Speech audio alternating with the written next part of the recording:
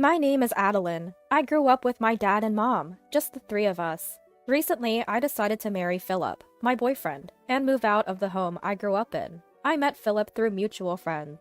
He works for a well-known company in town and is often considered a top-notch professional. He's very responsible and kind. My parents were thrilled when they learned I'd be marrying him. With my marriage, Mom seemed relieved that her years of parenting were coming to an end. It was as if this gave her the chance to refocus on her own life. Since I started elementary school, Mom has been working as a chef at a nursing home. Cooking is her passion. Sometimes she would even serve her creative dishes at the nursing home she worked at. I've heard stories about how the residents eagerly awaited her meals every day. That's how delicious her cooking was. Praise never got to her head. She took cooking classes and was always learning. Mom had always been diligent about following her dream. Her dream was to have her own restaurant one day. Seeing people smile while eating her dishes brought her immense joy. She often said, "I'd love to serve my dishes in a small restaurant when I'm older." Though she said it might remain just a dream, there was a hint of sadness in her eyes. But then, a twist of fate changed everything. Around the time I moved out after my wedding, unexpected news came Mom's way. She and Dad would often dine at a bar run by her friend's elderly parents. It was a quaint place with lovely conversations, meticulously prepared dishes, and select drinks that Mom always raved about. But due to their old age and declining health, they decided to close the bar. It was in such a prime location, too good to be left unused. When they thought of renting it out to someone, Mom's name was the top of the list. They believed that with her culinary skills and lovely personality, she would cherish and take care of the place. After discussions, they decided they wanted to pass the bar on to Mom. When Mom heard this, she was taken aback by the suddenness of it all. However, opportunities like this might never come again. She seemed to understand that if she missed this one, there might not be another. Mom decided to take over the bar from her friend's parents and start her own place. Dad was all for it, and they worked together to create their dream bar. When their dream was finally becoming a reality, Mom was ecstatic. She paid attention to every little detail to ensure no regrets. Seeing the happiness on Mom's face, I felt sure the bar would be a hit. A few months later, everything was set to open. Mom's bar is a quaint spot that opens in the evening. There isn't a fixed menu. Instead, she serves the best items she gets her hands on that day, presenting them as creative cuisine. It felt like a great idea packed with Mom's dreams. Initially, I was worried about whether customers would come, but there was no need for concern. Mom's bright and sociable nature quickly drew in regulars. Above all, it was Mom's cooking that brought the rave reviews, and word of mouth soon spread. Most of the customers were locals, but passers-by would also stop by and have a good time. The homely atmosphere was a hit, and the bar was busy every day. I visited the bar with Philip once. Philip loved Mom's dishes, and he made a suggestion. "The food is truly delicious. Would you consider using our vegetables?" Philip's family owned a greengrocer. Having been in the business locally for a long time, they had a wide network and offered fresh produce. Philip proposed a contract between Mom's bar and his family's greengrocer. Fresh harvest grocers, right? That's a generous offer. I'd love to. With the contract, she'd get a regular supply of quality ingredients. Mom was thrilled at the prospect of making even better dishes. Soon enough, Mom and Philip's dad discussed the details over the phone, and a formal contract was agreed upon. Once everything was settled, a delivery of vegetables from Philip's family was sent over. All of them were vibrant and fresh. It was clear they were top quality. It might cost more than the supermarket, but serving such great produce will surely make the customers happy. Mom always prioritized seeing the smiles of her customers over profit. "I'm glad you like them." Seeing Mom content with the vegetables, Philip grinned, looking slightly embarrassed. Then one day, Mother-in-law visited Mom's store. Interesting. Without any greetings, she looked around as if assessing the place. It had been a while since they met during a formal introduction for the marriage, so Mom honestly didn't know much about her character. Despite feeling a bit annoyed by Mother-in-law's scrutinizing look, Mom greeted her warmly. "Oh, you're Philip's mother, right? Welcome. We really value and use the vegetables you supply." "Thanks," was all Mother-in-law replied, avoiding eye contact and frowning. Not understanding the sour expression, Mom offered her some water. Here's some water. I'll prepare a meal for you shortly. Please take a seat. However, mother-in-law stopped her with a gesture. No need. I just came to check out the place today. I was concerned whether our family's produce was properly being used in such a small establishment. Stunned by her arrogant attitude, Mom was at a loss for words. Seems like you have a good reputation here. That's nice, mother-in-law said with a sly grin. Mom just listened in silence.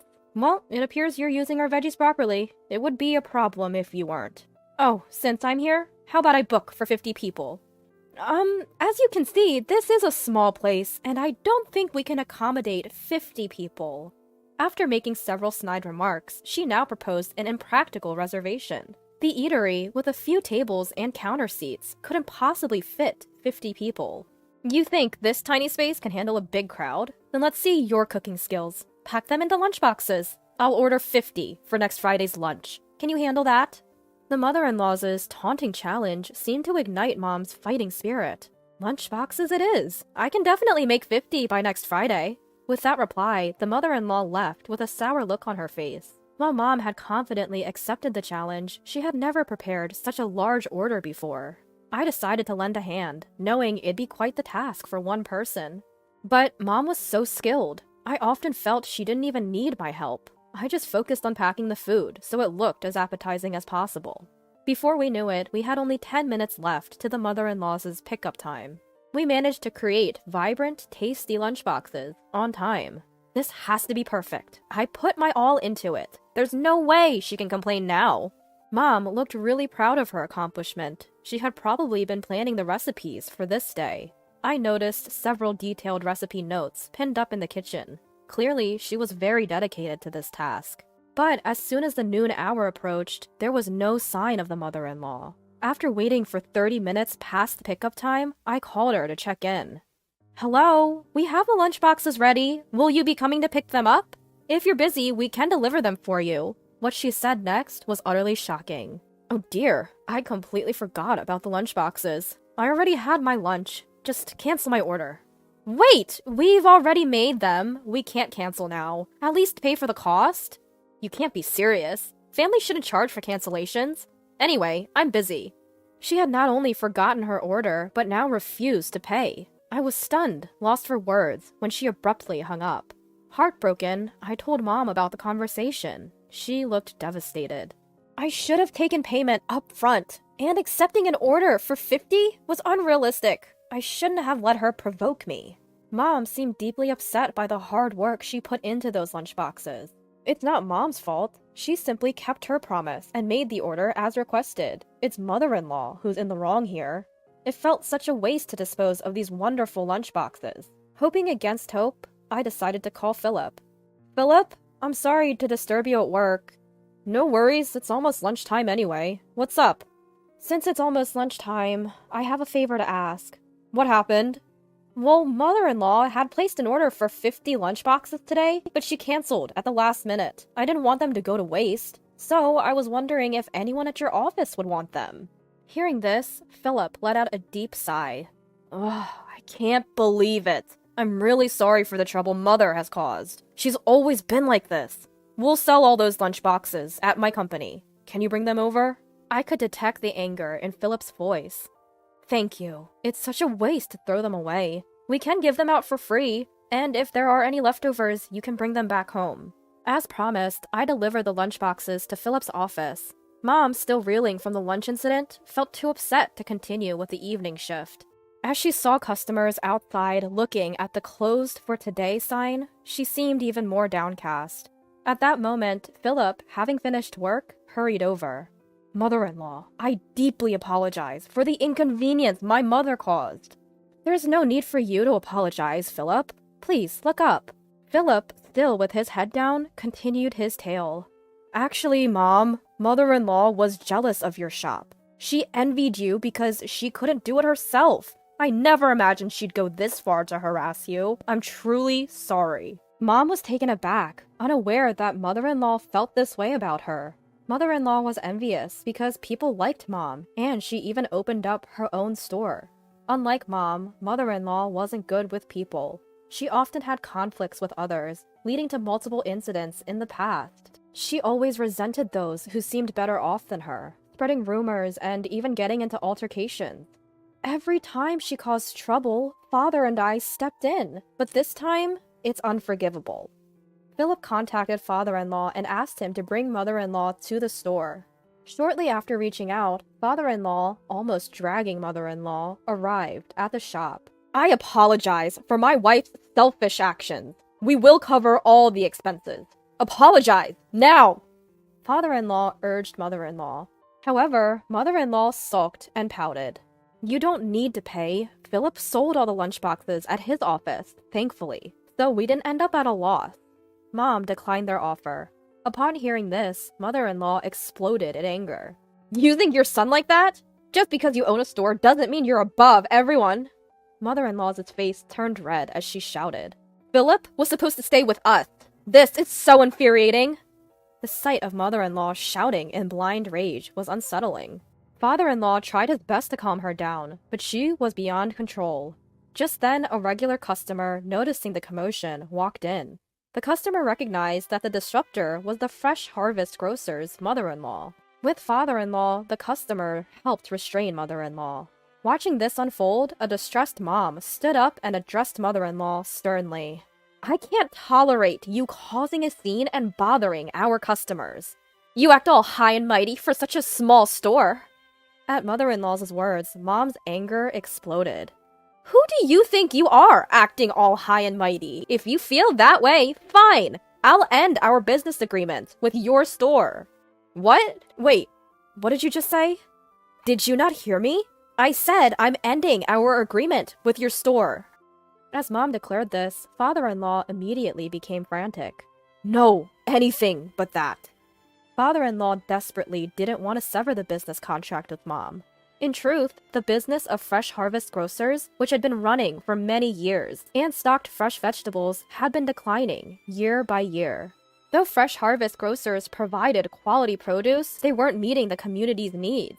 Recently, the number of apartments and single individuals, including students, had grown in the area. Additionally, several big supermarkets had started to emerge. With more people looking to buy cheaper vegetables at supermarkets, Fresh Harvest Grocers saw a gradual decline in customers. Despite Fresh Harvest Grocers' widespread reputation, they couldn't sell a large variety of veggies at low prices like major supermarkets.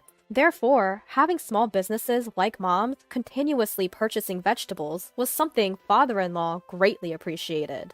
Terminating that contract was the last thing father-in-law, the business owner, wanted. I beg you, please, reconsider the contract. I'll talk to my wife about her behavior. Why does it matter? It's just a small store like mine. You always act like this! It's because of that attitude that we've lost customers! You need to reflect on your actions! Not only was mother-in-law rude to mom, but she was also often curt with other customers. She sometimes made unnecessary comments, leading some customers to feel uncomfortable, and decide not to return to Fresh Harvest Grocers. To think you can't even understand when it's spelled out for you! And to behave this way towards Philip's mother-in-law? It's unforgivable! Mother, Adeline, I deeply apologize for my wife's rudeness. Biting his lip and holding back his emotions, father-in-law grabbed mother-in-law's arm and left the store. Mother-in-law never apologized to mom in the end. Later on, Philip visited mom's store with a big smile on his face. Anything good happen? Well, my parents got divorced. Since mother left, the customers have been returning, and the business is slowly stabilizing. It feels like a troublemaker is gone. Father-in-law, fed up with mother-in-law's lack of remorse, decided to divorce. But mother-in-law didn't accept the divorce easily. She impulsively initiated divorce mediation, but in court, she only made self-centered remarks. She rudely addressed the family mediation committee, which put her at a disadvantage in the mediation she started. She had no allies, and the divorce was easily granted. Father-in-law seemed relieved that the divorce didn't take much effort. Now, he has no contact with his ex-mother-in-law, and their relationship is completely severed. Now, without mother causing any more trouble, I can't stand causing you any more inconvenience. Philip seemed to feel a weight lifted, recalling all the past troubles with mother-in-law. Philip, I'm looking forward to our continued relationship. Mom was carefully prepping the vegetables from Fresh Harvest Grocers. In reality, she hadn't terminated the contract and continued to buy from them. No matter how bad mother-in-law's attitude was, Mom genuinely loved the produce from Fresh Harvest grocers. The tasty vegetables were popular with customers, enhancing the reputation of Fresh Harvest grocers. Because of this, some regular patrons specifically came for their produce. Promoting Fresh Harvest grocers, Mom's store became very significant for father-in-law. Moreover, there was more good news. The lunchboxes sold to Philip's company were a hit among employees, leading to more requests. Thanks to that, Mom began selling lunchboxes at noon. The nutritionally balanced lunchboxes were popular, especially among younger locals. With good sales and affordable pricing, nothing was left unsold. She also received bulk orders from Philip's large company, and though busy, Mom joyfully cooked. Years later, her shop still thrived. She could afford to hire part-time workers, easing her burden. A woman, fond of Mom's cooking, came to apprentice. I never thought I'd become a master. It's embarrassing to call myself that. Fulfilling her dream of having her own shop, Mom's next dream was to sustain it. She thought of entrusting her dream to this woman. As Mom adeptly taught the apprentice, she indeed looked like a master chef. I want to keep enjoying Mom's cooking, so I wholeheartedly support her dream of continuity for her shop.